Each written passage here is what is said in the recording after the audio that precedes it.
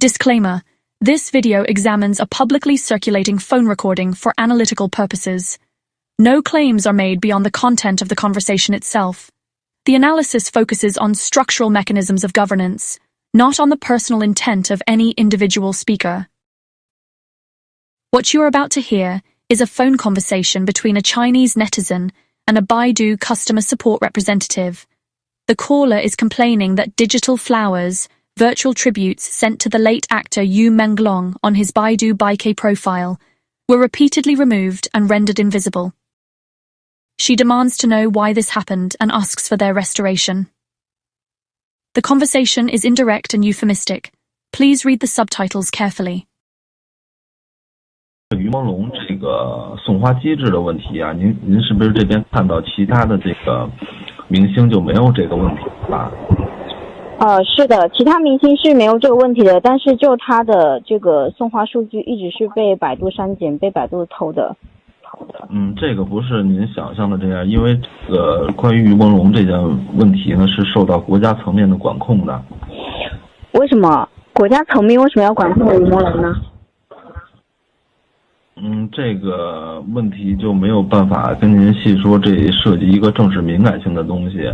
您这边只要知道这个问题不是百度想这样做的，是受到国家的政策通知，他需要这么做。那意思就是说，于朦胧在国家层面是属于劣迹艺人，是吗？是属于反动派吗？那不然为什么国家要管控他？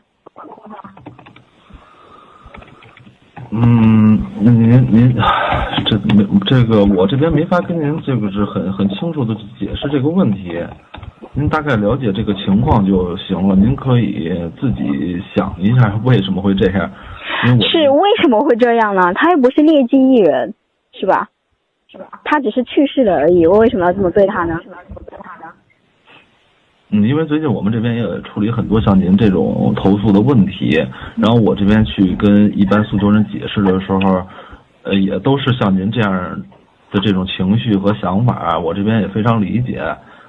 但是确实有一些违规的内容，它的一个原因是不能跟您解释的。那什么是违规的呢？那我不是很理解这个国家管控什么意思啊？就是这个问题是国家层面要求百度要这么处理这个事情的。国家层面要求对于朦胧这样子对吗？对，你想象一下，为什么别的明星不这样？为什么单于他会这样呢？对啊，那为啥他会这样呢？这个问题我现在没有办法跟您去解释很清楚，这涉及一个政治敏感性的问题。这什么问题？我这边都是有录音的，我这边录音都会核查的，我不能跟您去解释。我们这边回复的口径就是这个口径。行，可以的。可以，我这边不是想跟您就是说在推诿，因为这个问题呢，我们一般有诉求的时候都会跟平台去多次的沟通协调。如果真是这个平台也很无奈，它是受到上级的这个指示进行处置的。那意思就是说，就是上级国家是有着手在管这件事情吗？还是继续捂嘴这件事情呢？您说的差不多吧？我说的差很多呢。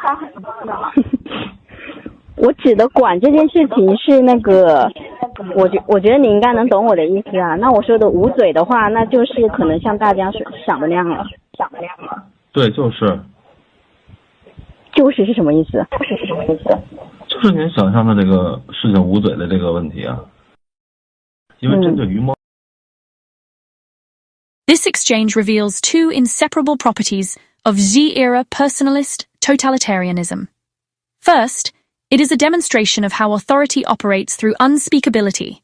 The central figure cannot be named, cited, or acknowledged directly, yet his presence is universally understood.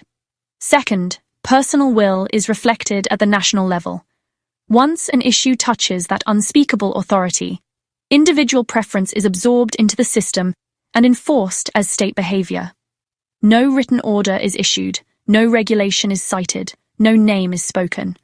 Nevertheless, platforms comply, intermediaries deflect, and citizens adjust.